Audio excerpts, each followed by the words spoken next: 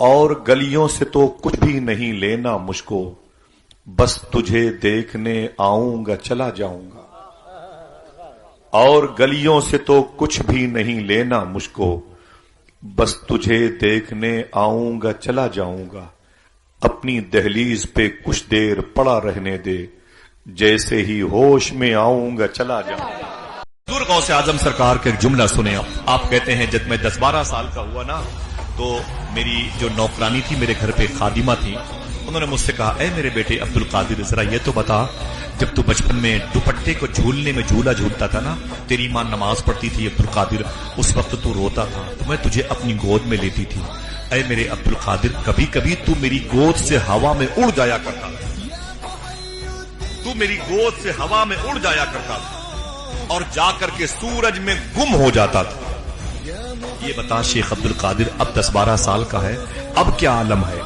غوث پاک نے کہا اے میری ماں، وہ تو عبد القادر کا بچپنا تھا جب عبد القادر تیری گود سے نکل کر ہوا میں اڑتے ہوئے سورج میں گم ہو جاتا تھا، اب عبد القادر 10-12 سال کا ہو گیا، ہزاروں سورج عبد القادر کی ذات میں گم ہو جاتے ہیں۔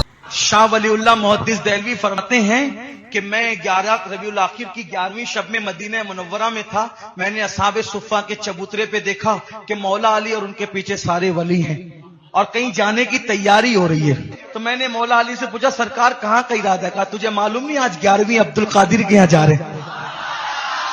اپنا پیر ایسا ہے، ہاں اپنا پیر ایسا ہے جہاں پر دلہا بنانے کے لیے مولا علی جاتے ہیں۔ پاک غوث پاک ہے، سرکار غوث اعظم فرماتے ہیں جس کو زمین پر خدا کہیں یاد نہ آئے عبد القادر کی محفل میں آ جائے۔ سرکار غوث اعظم فرماتے ہیں جس نے نہ دیکھا مدینے والے کو عبد القادر کو دیکھ لے۔ سرکار غوث پاک فرماتے ہیں زمین پہ رہنے والوں کو ایک ایک دانہ رزق عبد القادر کی وجہ سے ملتا ہے۔ اپنے حجرے سے نکل کے آئے، اپنے کمرے کے سامنے کھڑو کے فرمایا سنو بغداد والو، مدینے والے میرے دادا نے ارشاد فرمایا منظارہ قبری وجبت لہو شفاعتی، جس نے میرے روزے کی زیارت کی اس پر میری شفاعت واجب ہے۔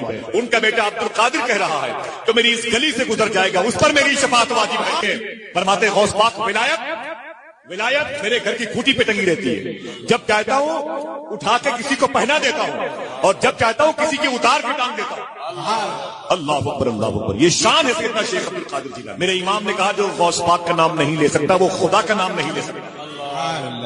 فرمایا جو تیرے ذکر حضور غوث پاک کا نام لیتے رہیے گا۔ لال بدخشانی کہتے ہیں میں کئی سال تک مستقل تسبیح پہ تسبیح پڑھتا رہا، یا شیخ عبد القادر جیلانی شنگن اللہ، یا شیخ عبد القادر، لیکن کئی سالوں کے بعد میرے دل میں خیال پیدا ہوا پتہ نہیں غوث پاک کو میں اتنا یاد کرتا ہوں، میرے یاد کرنے کی خبر غوث پاک کو ہوتی ہے کہ نہیں ہوتی؟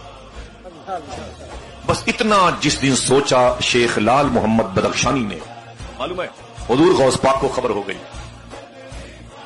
جیسے سوچا خبر ہو گئی، سوچنے کے بعد کھانا کھایا، عشاء کی نماز پڑھی، سو گئے، جیسے سوئے خواب میں حضور غوث پاک تشریف۔ لاہور سے بغداد کا فاصلہ کتنا ہے آپ میپ کے ذریعے سے دیکھ سکتے ہیں۔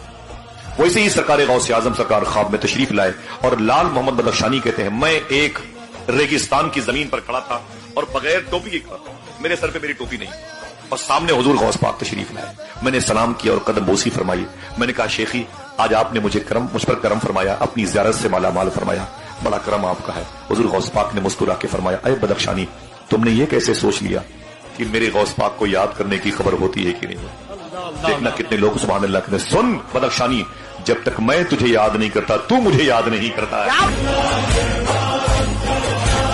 حضور غوث پاک